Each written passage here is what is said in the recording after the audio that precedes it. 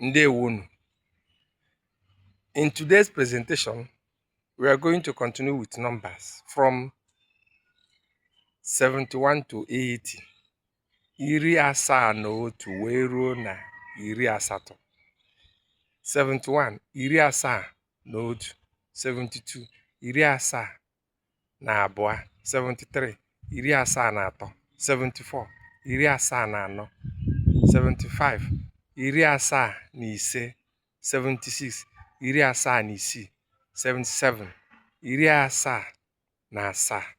78, iri asaa na asatọ. 79, iri asaa na itenaanị. 80, iri asatọ. Ana m ekwuzi na-agwa ndị be anyị ka ha na-atụtasị ozi a ka ụmụnne anyị dị n'ebe dị iche na-afụ ihe anyị na-eme n'Igbo. Ndewonu, daalụnụ.